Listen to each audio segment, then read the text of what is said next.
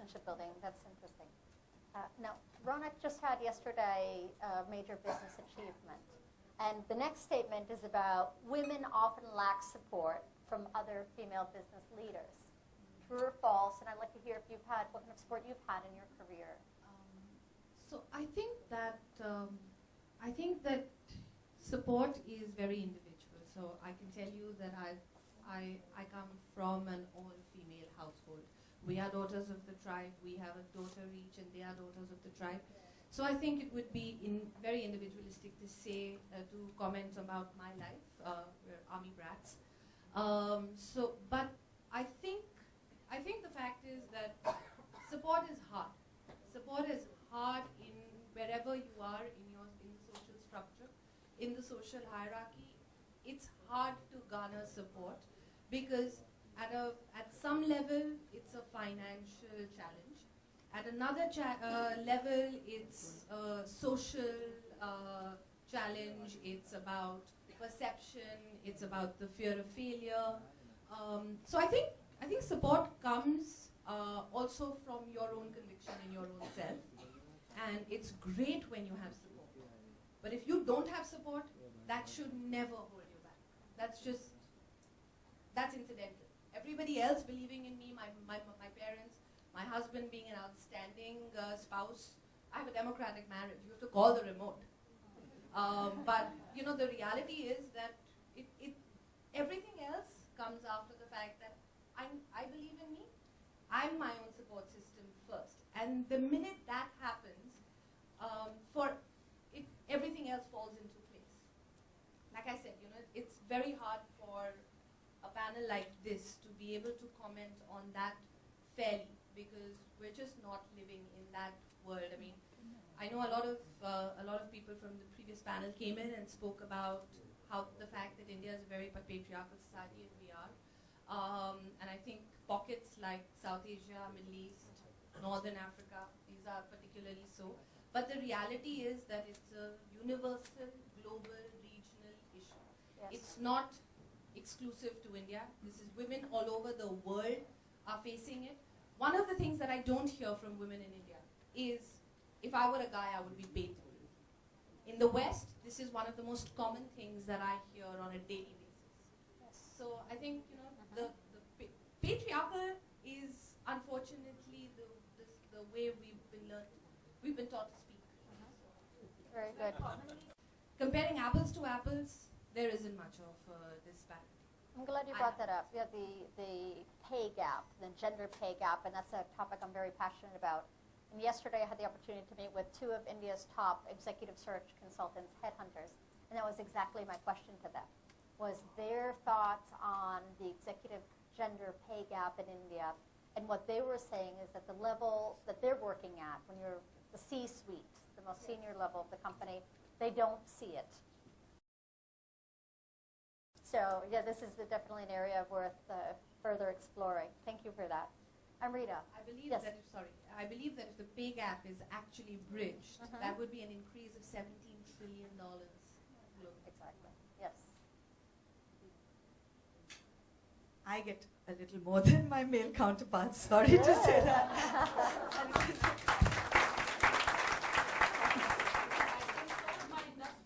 Yes. The male therapists in salaries are way lesser than the female therapists. I actually get those looks from my channel people. So I work for Food. I'm a chef there now. Celebrity chef is the name. And I'm going to talk a little about that.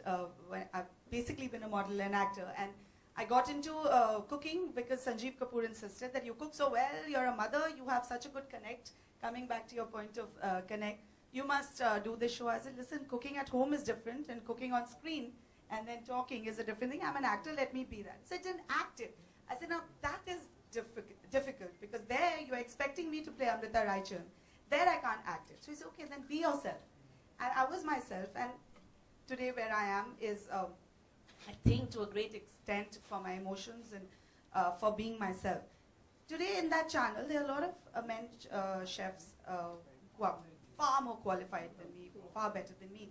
But I get paid the maximum in that channel with with all humility I'm saying that. Of course, don't compare Sanjeev Kapoor's pay to mine. I'll be way down the rung there.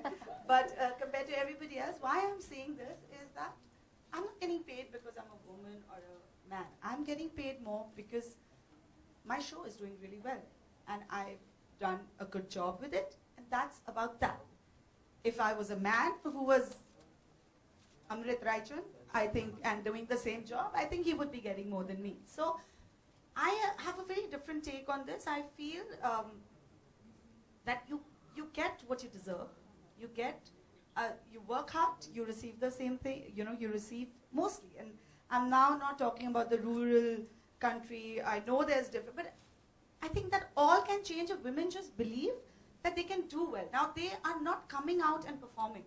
The moment women come out and start performing, trust me, they will be taken seriously. Before us sitting here, before those lovely ladies were sitting here, it didn't happen just like that. Somebody didn't come and place them here. They are here because of their abilities, of their achievements, because of their hard work, because of their belief in themselves. So we are the educated lot. You educate those women out there. Trust me, they'll be far better than men. It's just a matter of time. It's just a matter of education and awareness. I feel a lot will change. Excellent. In developing them. Very good. Davida, you come from a predominantly male industry. Now, what kind of support have you had from other female business leaders or lack of? Have you felt that support?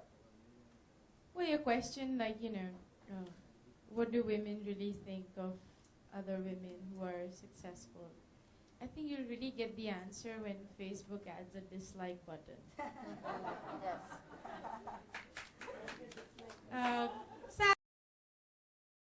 The way I look at it is this way. I mean, a couple months ago, one of my closest friends, I've known her since we were toddlers, and she's married with children. She took the homemaker route. She got married pretty early. And I'm not married, no kids, and doing my business, jet setting, doing what I want. And at that point, I did a newspaper article with a nice photo shoot, and she said, "What is wrong with you? Why are you doing this? You're not a," and I said yes. I said, "I want to be the face of my business, like Richard Branson and Mark Zuckerberg." And she's like, "Listen, I'm telling you for your good, be realistic. You're not a man, and you're not a foreigner." And she's my old friend, and I came back like, oh my God, did I just live my whole life wrong? And I go to my father, I'm like, did I do something wrong? And he's like, nothing like that. It was interesting. So I said, let me have a little bit of fun. First, you will feel bad. The second point, I'm like, okay, that's how people think, So I'm like, you know what, let me take this to another level. And in 2016, I took a bit of a turn with my business. Because a lot of our distributors and all said, why don't you take, face for your business? There are all these actors, some Mr. Khan, some Mr. Kumar, and I saw how much they charge. And I said, if someone's going to benefit with that money, it better be me. And so I decided to model for you. And it was interesting. I think my friend must have had a mini heart attack when she saw that. Last week, I was in Turkey, met Richard Branson, asked him, I said, what are the pros and cons of being the face of your business? And in front of 2,000 people, including my father, I was so embarrassed. He said, if I had your face, I'd be even more successful. And then yesterday, I shot for a magazine, very fashion, very fun, but still running my business, still doing what I'm doing. So coming back to my friend who was, you're not a man and you're not a foreigner. I said, I'm better. I'm an Indian woman. The thing is, why would she have that opinion? Why would she have even that light bit of resentment if that's your question's all about? The point is, I have to be understanding that she doesn't have the same opportunities. She doesn't have the same exposure, the same backing. She's not brought up in Bombay where it doesn't even occur to us that we're a woman. You go outside of Bombay, maybe yes, all the time, the way they look at you. In Bombay, they forget. You're like, oh, okay, maybe they will look at you. In Bombay, they don't care.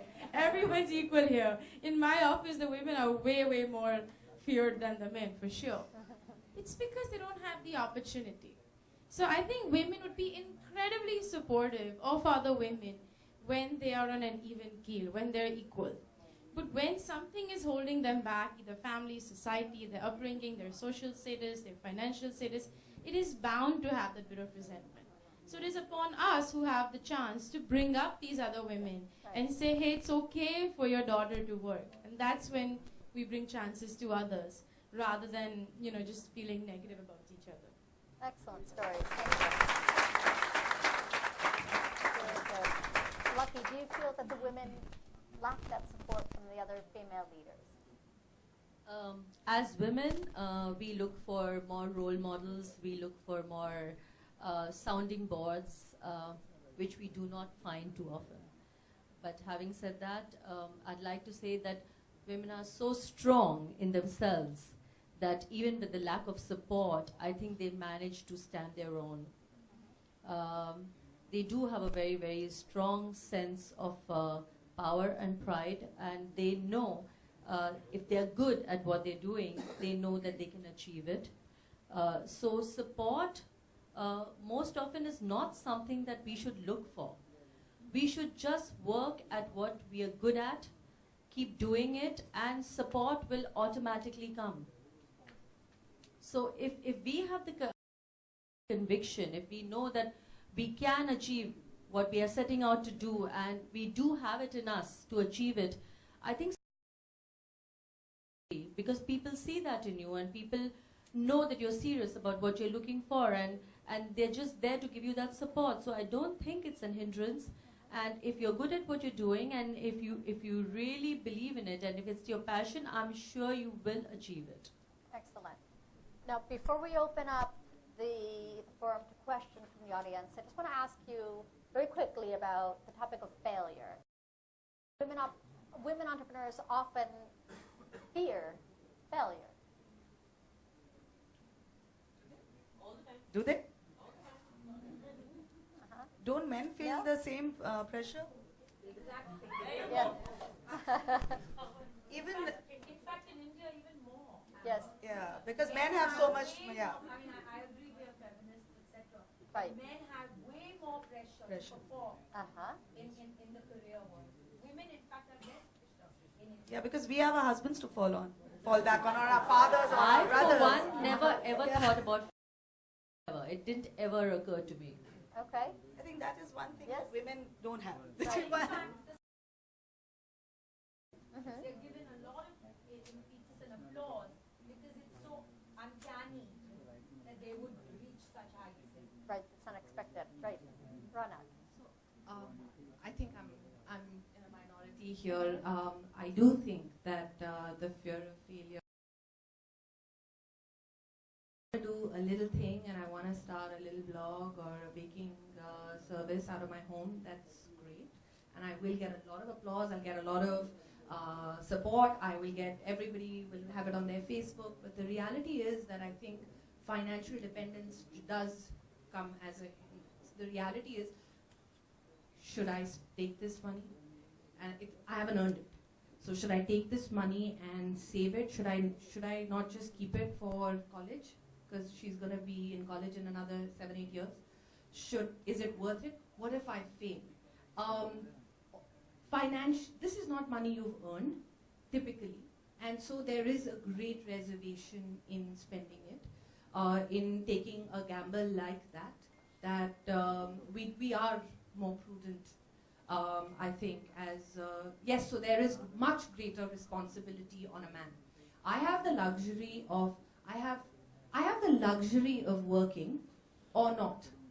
I suspect in my child's generation that will no longer be a choice. But I'm in that beautiful golden spot where I have the luxury of making that choice.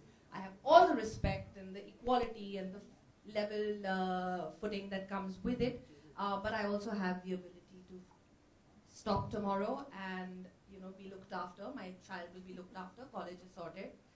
Life is good.